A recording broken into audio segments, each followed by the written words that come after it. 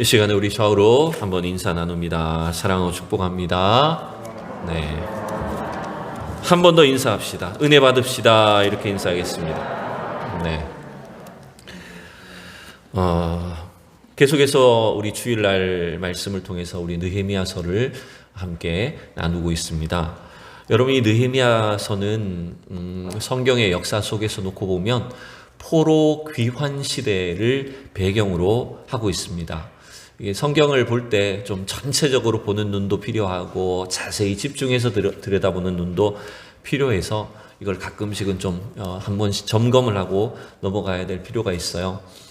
성경을 우리가 좀 멀리서 전체적인 조망으로 바라본다고 했을 때 여러분, 성경의 역사는 대략적으로 이렇게 이어지는 걸 여러분 볼 수 있죠. 제가 좀 그림을 갖다 붙여봤는데 여러분들이 얼마나 잘 보이실지 모르겠습니다만은 하나님이 창조하신 이후에 이제 우리는 성경의 역사를 이제 창세기를 중심으로 알 수가 있죠. 그걸 이제 우리는 흔히 아브라함을 중심으로 창세기에는 족장 시대가 이제 펼쳐집니다.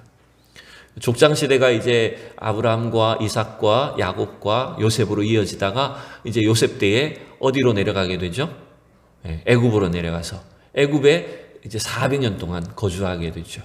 근데 이제 그 애굽의 종살이를 그 어려움과 고난 속에서 하나님은 이제 모세를 통해서 이스라엘 백성들을 구출해 내셔서 이제 출애굽 시대가 됩니다. 출애굽을 하면서 광야 40년을 거쳐서 가나안 땅으로 이제 들어가게 되죠. 가나안 정복과 정착하게 됩니다. 그게 이제 여호수아서까지 내용이라면 그 다음에는 좀 어두운 시대가 나타나는데 그게 사사 시대라고 할 수가 있습니다. 사사 시대가 지나가고 나서 드디어 이제 이스라엘 백성들이 원했던 왕을 세우게 됩니다. 사울 왕을 세우게 되는데 그 시대를 우리는 흔히 왕정 시대라고 하고 그 사울, 다윗, 솔로몬 때까지는 통일 왕국 시대, 나라가 하나였기 때문에 통일 왕국 시대 이렇게 이제 표현을 해요. 그리고 이제 애석하게도 솔로몬 이후에 어떻게 돼 버립니까? 나라가 둘로 분열을 하게 됩니다. 그래서 우리는 분열 왕국 시대라고 하고, 그래서 북쪽에는 북이스라엘, 남쪽에는 남유다, 이렇게 두 나라가 이렇게 존재를 하다가 이제 문제는 이것도 오래가지 못하지요. 그 다음에 이제 북이스라엘이 먼저 멸망을 해요. 제가 동그라미 친 그 숫자가 BC 722년에 북이스라엘이 아수르에 의해서 먼저 멸망을 당하고, 그 다음에 뒤이어서 남유다도 이제 586년경에 바벨론에 의해서 침략당하고 멸망을 당하게 됩니다. 이 느헤미야서는 그 이후 시대를 다루고 있는 거예요. 자, 이 북이스라엘과 남유다가 차례대로 멸망했는데, 그런데 또 놀랍게도 하나님은 그 멸망 가운데서도 하나님의 구원 계획을 버리지 않으셨죠. 그래서 이 바벨론이란 나라도 또 멸망을 하고 나서 나중에 어디로 흡수가 되냐면 페르시아라고 하는 나라로 흡수가 됩니다. 여러분, 구약 성경에는 바사라는 이름이 되어 있죠. 그 바사가 퍼시아가 바로 페르시아를 말하는 거예요. 우리말로 하면. 그 페르시아에 이제 고레스라고 하는 왕이 등장을 하면서 이 고레스 왕은 식민지 백성들에게 뭔가 굉장히 유화적인 정책을 펴줍니다. 그래서 고레스 왕이 유대인들에게 너희들의 땅으로 예루살렘으로 돌아가도 좋다, 그리고 예루살렘의 성전을 건축해도 좋다, 이렇게 허락을 해주는데 그게 바로 고레스 칙령이라고 하는 걸 선포하게 됩니다. 그래서 이 고레스 칙령을 통해서 드디어 포로로 잡혀가 있던 이 유다 백성들이 예루살렘으로 귀환하게 되는데, 놀랍게도 그 일은 여러분 단순히 고레스 왕 때문에 일어났다기보다는 하나님께서 이스라엘 백성들, 특별히 이사야나 예레미야 선지자를 통해서 몇 년 만에 회복시켜 주시겠다고 약속하셨죠? 몇 년? 70년. 70년 만에 포로에서 돌아오게 하시겠다라고 약속하셨던 그 일들을 이루신 사건이었다는 거예요. 그래서 그때부터 이제 이 포로 귀환이 이루어집니다. 그게 이제 1차, 2차 포로 귀환이 3차에 걸쳐서 주로 이루어지는데, 뭐 여러분들이 다 숫자를 기억하실 필요도 없고 이름들을 다 아실 필요도 없지만 간략하게 이런 역사가 흘러갔다라고 생각하시면 돼요. 이제 1차 포로 귀환이 먼저 이루어집니다. 스룹바벨이라고 하는 지도자를 중심으로 이루어지는데 이때 돌아온 사람들이 약 한 5만 명이 됐어요. 이 사람들은 뭐에 주로 힘썼느냐? 성전을 재건하는 일을 이제 힘을 씁니다. 근데 쉽지 않아요. 성전 공사가 계속해서 막히고 방해가 이루어져요. 그 다음에 2차 포로기한이 이루어지는데 그게 누구를 중심으로 이루어졌을까요? 바로 에스라 선지자. 우리 이 느헤미야에서도 나오고 에스라서에도 나오잖아요. 그 학사 에스라를 중심으로 2차 포로기한이 이루어져서 그래서 이 에스라와 혹은 그 구약 성경 마지막에 나오는 학계 이런 선지자들이 이제 힘을 모아가지고 성전 공사를 완공을 하게 됩니다. 그래서 이때 지은 성전을 흔히 우리가 스룹바벨 성전이라 이렇게 불러요. 그때 지도자가 스룹바벨이었기 때문에. 그리고 우리가 읽고 있는 이제 이 느헤미야서는 몇 차 포로기한입니까? 3차 포로기한의 내용이에요. 445년경에 이제 느헤미야가 이 예루살렘 성이 여전히 무너져 있다는 소식을 듣고 하나님께 기도하다가 돌아와서 이제 성벽을 재건한 내용이 이 느헤미야서의 본문의 앞에 부분의 내용이었습니다. 그게 7장까지 느헤미야는 이제 성벽 공사를 완공했던 걸 우리가 볼 수가 있었죠. 자, 우리가 지금 그 이후에 보고 있는 8장, 9장, 10장 계속해서 그 뒤에 본문은요. 성벽 재건 공사가 완공된 이후에 이제 느헤미야나 에스라 선지자를 중심으로 해서 이스라엘 백성들의 무너진 신앙을 회복하는 데 초점을 맞추고 있는 내용이에요. 자, 오늘 10장의 배경이 되는 구절이 오늘 사실은 9장 마지막 절을 보고 시작을 해야 됩니다. 9장 38절을 우리가 보셔야 됩니다. 자, 앞에 화면을 보고 같이 큰 소리로 한번 읽어보겠습니다. 시작. 우리가 이 모든 일로 말미암아 이제 견고한 언약을 세워 기록하고 우리의 방백들과 레위 사람들과 제사장들이 다 인봉하나이다 하였느니라. 아멘. 이 9장 전체 8장 9장을 거쳐오면서 이스라엘 백성들은 하나님의 그 말씀을 듣고 자신들의 죄를 회개하기 시작했습니다. 우리가 우리의 선조들과 우리들이 얼마나 하나님으로부터 멀어져 있는가, 그 자신들의 죄를 자백하고 하나님 앞에 드디어 그들의 신앙을 갱신하는 언약을 체결하는 겁니다. 그래서 여러분, 이 언약을 체결했다라고 하는 것은 하나님과 약속을 다시 맺는 거죠. 계약을 다시 하는 거죠. 그래서 우리가 하나님 이렇게 잘 살겠습니다라고 결단을 하는 거예요. 그래서 그 결단한 문서에 언약서에다가 이제 인봉을 해서 이 유대의 지도자들이 그 지도자들의 이름을 써서 사인을 하고 도장을 찍어서 인봉을 하는 거예요. 여러분, 인봉했다는 이 말 자체가 여러분 오늘날도 여전히 사용되고 있는 거잖아요. 여러분, 중요한 문서에다가 어떻게 합니까? 도장을 찍든지 사인을 해서 이걸 공식화하는 겁니다. 서명을 한 사람들이 그 내용에 대해서 확인을 하고 책임을 지겠다라고 하는 것을 말해요. 그래서 이제 이 10장으로 딱 넘어오면 여러분, 오늘 우리는 28절부터 읽었지만 10장을 보세요. 1절부터 27절까지 내용이 보면 엄청 많은 사람들 이름이 쭉 기록되어 있잖아요. 그죠? 원래는 사실 이 앞부분을 읽어야 되지만 이걸 읽고 나면 여러분 아마 방언이 터질지 몰라요.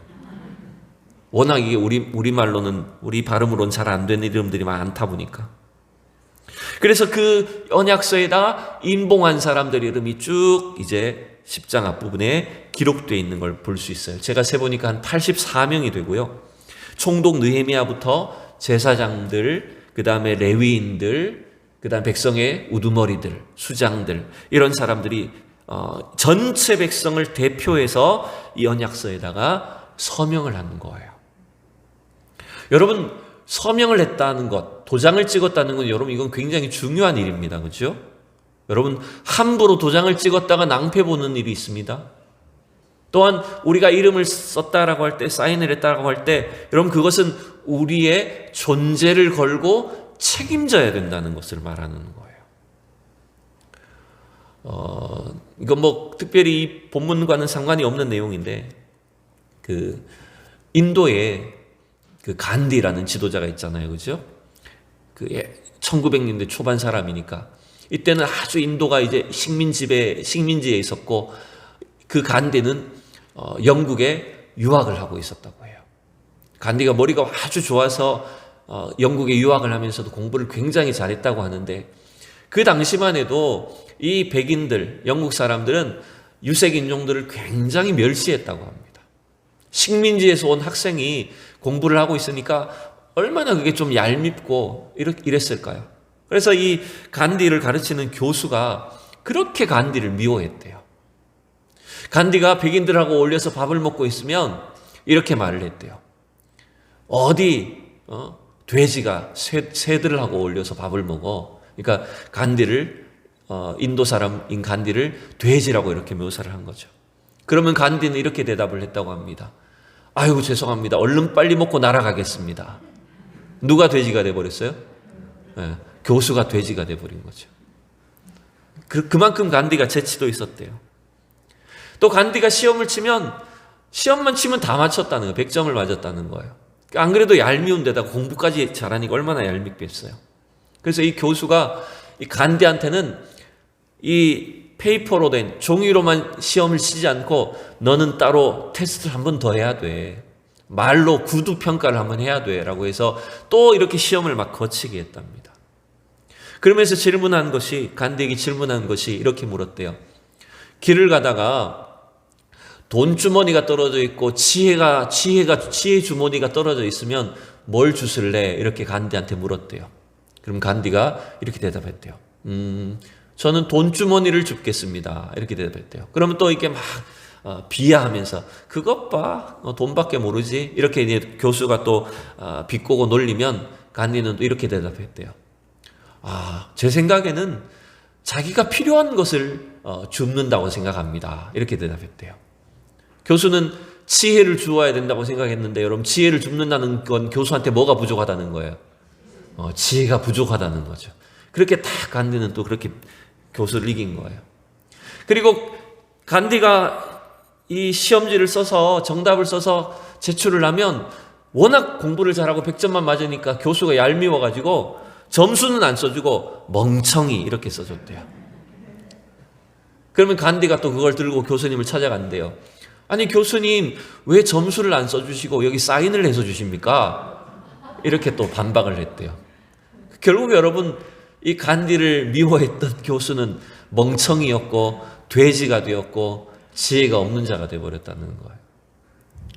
그만큼 여러분 사인하는 게 중요하다는 거예요. 여러분.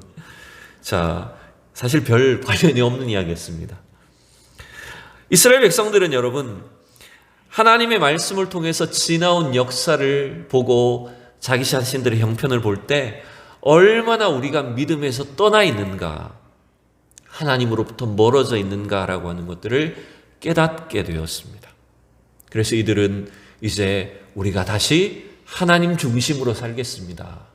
하나님의 말씀을 기초로 살겠습니다라고 결단하면서 모든 백성들이 함께 이 언약을 체결한 것입니다.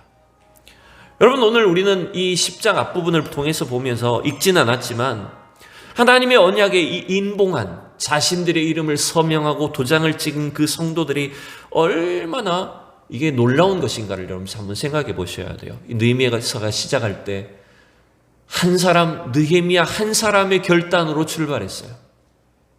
느헤미야 한 사람의 신앙으로 이 성벽 재건의 역사가 이루어졌고 느헤미야 한 사람의 그 믿음이 이제는 전체 유대인 공동체 전체의 신앙적인 결단으로 이어지게 된 걸 여러분 볼 수가 있습니다. 제가 그래서 디모데전서 설교하면서 그런 말씀을 드린 적이 있습니다. 우리 성도들이 하나님 앞에 여러분 나와서 예배드리고 기도하는 것, 여러분들이 세상 속에서 신앙생활하며 살아가는 것은 여러분 혼자만의 것이 아니라는 것입니다. 여러분의 가정을 대표하는 것이고요. 또한 하나님 나라를 대표하는 것인 줄로 믿습니다. 여러분 그래서 우리가 지극히 개인적인 신앙이라고 할지라도 여러분 그것이 여러분 하나님 나라를 대표하는 것이라고 제가 말씀을 드렸었습니다.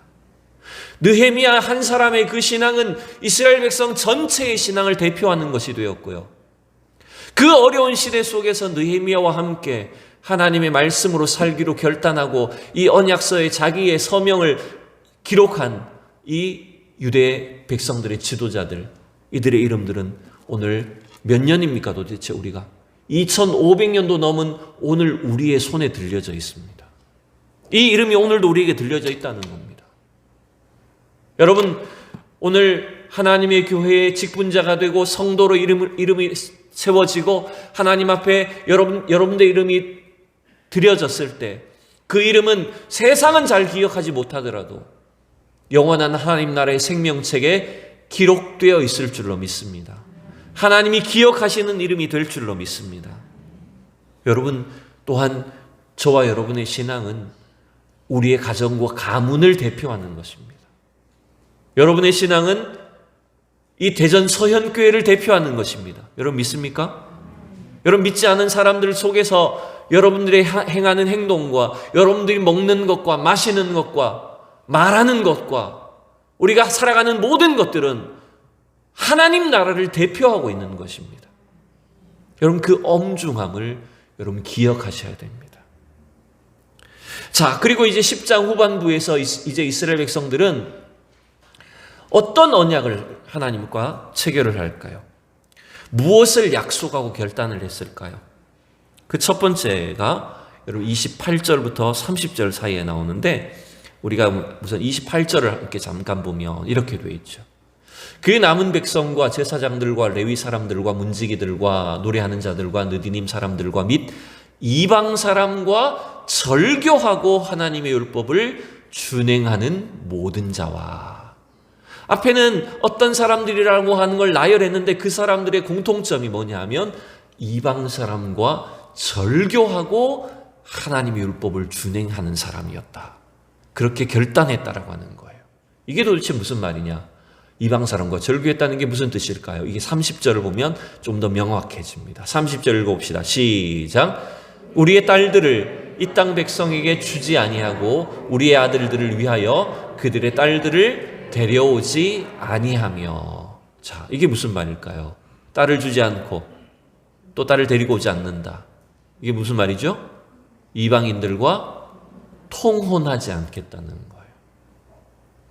지금까지 이스라엘 백성들은 이방 사람들과 막 어울려 살면서 그들은 그냥 마음에 드는 대로 삼손처럼 자기 눈에 보기 좋은 대로 이방 사람들과 결혼하고 어울려서 살았다는 거예요. 여러분, 근데 이 일은 뭔가 사람을 미워해라, 이방인들을 멸시해라 이런 의미가 아니라 하나님께서 이스라엘 백성들을 가나안 땅에 살게 하실 때부터 금지하셨던 명령이었죠. 왜 금지하셨죠? 뭔가 특별히 이방 사람들이 뭔가 혈통이 나쁘고 그 사람들이 뭔가 지저분하기 때문인가요? 여러분, 이방 사람들과 통혼하지 말라고 하는 것, 교류하지 말라고 하는 가장 큰 목적은 뭡니까? 그것은 바로 자연스럽게 뭘 받아들이게 된다고요? 이방 사람들의 그 우상 숭배를, 그들의 종교와 그들의 우상 문화들을 자연스럽게 받아들임으로 인해서 결국은 그 영향력으로 인해서 이스라엘의 신앙이 다 무너지게 된다는 거였어요. 여러분, 그래서 아까 우리가 봤던 그 도표에서 솔로몬 이후에 왕국이 분열된 것, 북이스라엘과 남유다가 멸망당한 결국 그 근본적인 이유는 뭐냐면 솔로몬 때부터 온갖 이방의 여인들을 받아들이게 되고 통혼을 하고 그들의 우상들을 다 수용했기 때문이었어요. 여러분, 이 문제는 오늘날 우리의 실질적인 삶에서 적용하기는 사실은 쉽지는 않습니다. 그죠? 근데 한 가지 생각을 해볼 필요는 있어요. 뭐냐면 믿지 않는 사람하고 결혼할 때, 불신자와 결혼을 할 때, 여러분 그게 금지해야 될 일은 아니죠, 결코. 그죠? 불신자와 결혼을 하더라도 얼마든지 그 가족과 그 영혼을 구원해서 예수 믿게 할 수도 있어요. 그렇게 해야 되고요. 그런데 생각해 보십시오. 믿지 않는 배우자를 데리고 오는 게 쉬울까요? 내가 끌려가는 게 쉬울까요? 모르겠습니다. 이걸 통계를 내보지는 못했지만 아무래도 여러분 불신자와 결혼을 했을 때 그 신앙이 없는 사람을 내가 믿음을 갖게 하고 교회로 이끌어오는 것은요, 내가 끌려가는 것보다 엄청난 노력이 필요한 겁니다. 그걸 각오를 해야 되는 일이라는 거예요.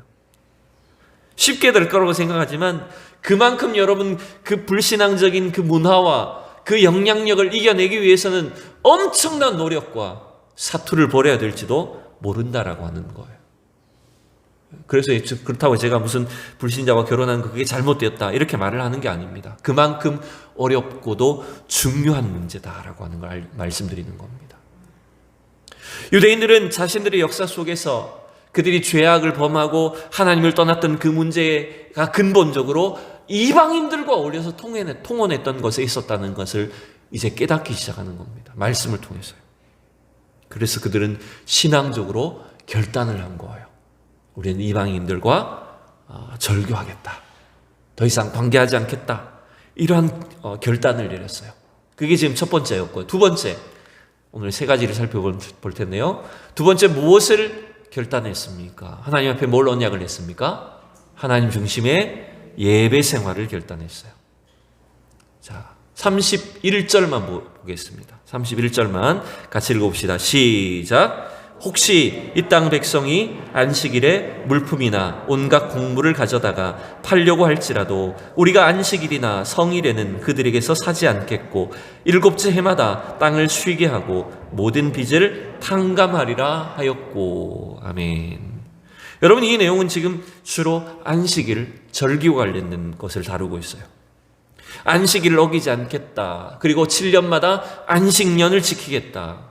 여러분, 이것은 단순히 율법적인 준수만을 말하는 게 아닙니다. 형식적으로 안식일을 지켜야 되겠다고 말을 하는 게 아니에요. 지금 이들이 하나님을 떠나서 안식일을 어기고 하나님께 대한 예배와 그들의 신앙이 완전히 무너져 있는 상황을 이제 깨달은 것입니다. 여러분, 안식일을 지키는 것, 오늘 우리 신약시대 성도들이 주일을 지키는 것은요, 단순히 형식만 갖추자는 게 아니에요. 그 안식의 진정한 의미와 축복들을 누리기를 원하는 것입니다, 여러분. 우리가 여러분 안식일을 지키는 게 뭘까요? 주일을 지키는 게 뭘까요? 그것은 바로 우리의 삶을 완벽하게 다루어 주시는, 통치하시고 인도해 주시고 공급해 주시는 하나님께 대한 믿음을 고백하는 것입니다, 여러분. 믿습니까? 지난 5월 5일 날에 시골에 내려가서 이제 부모님께 미리 어버이날 되기 전에 식사를 하고 또 이렇게 용돈도 좀 드리고 시간을 잠시 가지고 왔습니다. 저희 아버님 이제 80이 넘으셨는데 여전히 이제 시골에서 농사를 지으시고 시골 교회를 섬기고 계십니다. 한평생을 한 교회를 섬기고 장로로 은퇴를 하셨습니다. 그런 얘기를 하셔요. 지금까지 살아오면서 보니까 시골에 농사 짓는 분들이 다들 농사철이 되면 어떻습니까? 일요일 되면, 주일 되면 농사철에 여러분 그 얼마나 일손이 부족합니까? 비라도 내리기라도 하면, 날씨라도 안 좋으면 그 농사철에도 여러분 쉴 수가 없어서 주일날, 일요일에도 일을 하는 사람들이 대부분입니다. 근데 한평생 교회를 다니면서 신앙생활을 했기 때문에 주일을 일을 안 하잖아요. 저희 집은. 일요일에는 일을 해본 적이 없다는 거죠. 근데 여러분 어떻게 됐을까요? 하나님이 주일날 일한 사람에게 복을 더 주셨을까요? 일 안 하고 하나님께 예배한 사람에게 복을 더 주셨을까요? 절대로 손해보게 안 하신다는 거예요. 더 주시면 주셨지. 주일을 성수하고 하나님을 예배하면서 살아온 그 신앙을 하나님 절대로 외면하지 않으신다는 겁니다. 여러분, 농사만이 아닙니다. 가정에 자녀들에게 주시는 축복과 또 눈에 보이는 물질적인 가치만이 아니라 우리의 마음과 영혼 속에 하나님이 부어주시는 그 평안과 은혜가 여러분, 하나님을 예배하는 자들 가운데 주님 안식일을 지키고 주일을 성수하면서 주님을 섬기는 자들에게 놀라운 은혜를 주신다라고 하는 거예요. 여러분, 포로에 70년 만에 돌아왔다 그랬잖아요. 여러분, 그거 가만히 생각해 보세요. 어쩌면 안식일을 지키지 않고 7년마다 지켜야 되는 안식년을 지키지 않다 보니까 하나님이 도리어 70년을 안식하게 해버리신 거예요, 여러분. 이게 얼마나 무서운 일인지 아십니까? 우리가 하나님을 섬기지 않고 안식하지 않으면, 하나님의 안식에 참여하지 않으면 하나님이 도리어 우리를 쉬게 만들어 버리실 수도 있다는 거예요. 여러분, 쉬는 게 좋은 게 아니에요. 여러분, 이 이스라엘 백성들은요, 자기들이 지나온 역사를 통해서 가만히 보니까 우리가 이 안식일을 지키지 않고 안식년을 준수하지 않음으로 인해서 하나님을 예배하지 않는 것이 지금 얼마나 심각한 결과를 낳았구나, 이걸 깨달은 거예요. 그래서 하나님 중심의 예배 생활, 주일을 지키면서 안식일을 통해서 하나님 중심으로 예배해야 되겠다라고 하는 것을 결단한 것입니다, 여러분. 세 번째, 이제 유대인들은 무엇을 하나님 앞에 언약하고 결단했을까요? 세 번째는 이겁니다. 하나님 중심의 물질 생활을 결단합니다. 제가 굳이 무슨 헌금에 대해서 말씀드리려고 하는 게 아니라 본문에 그렇게 나오기 때문이에요. 32절부터 마지막 39절까지 이제 긴 본문이, 마지막 본문이 전부 다 뭔지 압니까? 하나님 앞에 드리는 것과 관련이 있어요. 자, 우리는 32절만 볼게요. 32절, 3절만 두 구절만 읽겠습니다. 시작. 우리가 또 스스로 규례를 정하기를 해마다 각기 세겔의 3분의 1을 수납하여 하나님의 전을 위하여 쓰게 하되, 곧 진설병과 항상 드리는 소제와 항상 드리는 번제와 안식일과 초하루와 정한 절기에 쓸 것과 성물과 이스라엘을 위하는 속죄제와 우리 하나님의 전의 모든 일을 위하여 쓰게 하였고. 지금 우리는 두 구절만 읽었는데요, 여기 쭉 이후의 내용들을 보면 각 사람마다 성전에 드리는 세겔, 매일 드리는 예물들, 절기 때 쓸 성물들, 제단에 쓸 나무들, 해마다 드리는 소산과 가축의 첫 열매들, 소득의 11조, 성전의 곳간을 채워야 될 기름과 곡식과 포도주, 이런 것들을 하나님 앞에 드리겠나이다 라고 결단했다라고 하는 거예요. 여러분, 이게 무슨 말입니까? 지금 이들은 지나온 역사 속에 그걸 까맣게 잊어버리고 있었어요. 이것들은 여러분 원래 율법에서 규정된 성전의 예물과 제물로 드려져야 되는 것들이었어요. 여러분, 이게 무슨 말일까요? 하나님이 우리에게 주신 물질들은, 하나님께서 우리에게 주신 모든 것들은요, 이제는 나만을 위해서 쓰라고 한 것이 아니라 사실은 그것들을 통해서 하나님의 성전을 채우고 하나님의 사역, 하나님의 일들을 감당하도록 드려져야 되는 것들이었다라고 하는 거예요.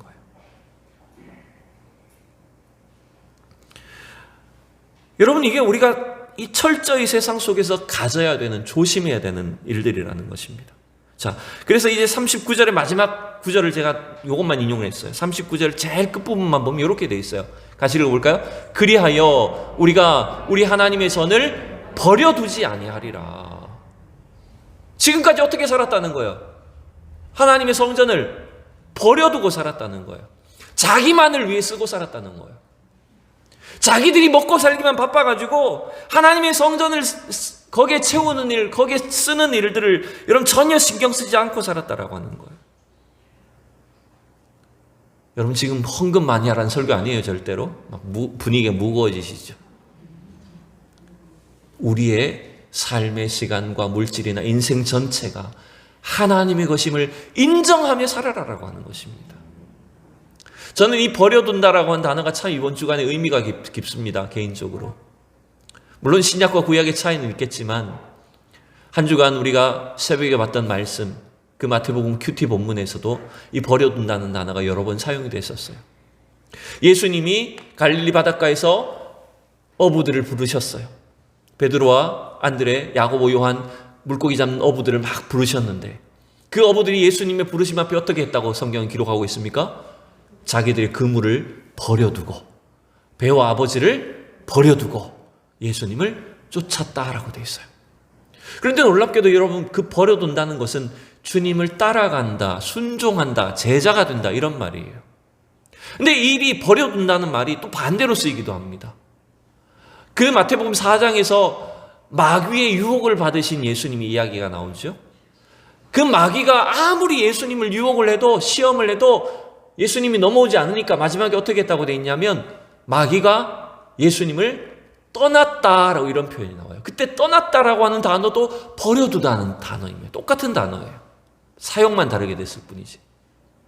저는 그런 생각을 해봤어요. 이게 좀 어려운 개념이지만 우리가 마귀가 주는 시험, 이 세상 물질이 주는 그런 유혹을 단호하게 이기고 세상의 것들을 버려두면, 주님을 쫓아가면 여러분 마귀의 어떤 공격도 시험도 이길 수가 있는 줄로 믿습니다.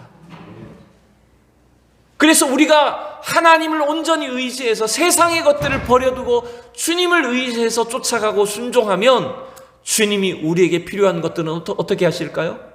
우리의 필요한 물질을 어떻게 하실까요? 온전히 책임져 주신다는 거예요, 여러분. 이스라엘 백성들이 왜 안식을 지키지 못했을까요? 왜 하나님의 성전에 물질을 제대로 드리지 못했을까요? 하나님을 믿지 못하기 때문입니다. 하나님을 온전히 신뢰하지 못하기 때문이에요. 내 힘으로 살려고 하는 거죠. 여러분, 우리 성도들이 정말 하나님께 대한 온전한 신뢰를 가지고 여러분의 인생을, 여러분의 삶을, 물질을, 우리의 시간과 모든 것들을, 자원들을 하나님 나라를 위하여 채울 때, 이 땅에 보물을 쌓지 아니하고 하나님 나라의 그 보물을 쌓을 때, 여러분, 저와 여러분을 통해서 하나님 나라가 확장될 줄로 믿습니다. 하나님의 놀라운 영광과 축복이 나타나게 될 줄로 믿습니다. 2주 전에 갑자기 이제 생각지 않게 대구에 헌신 예배를 다녀왔죠.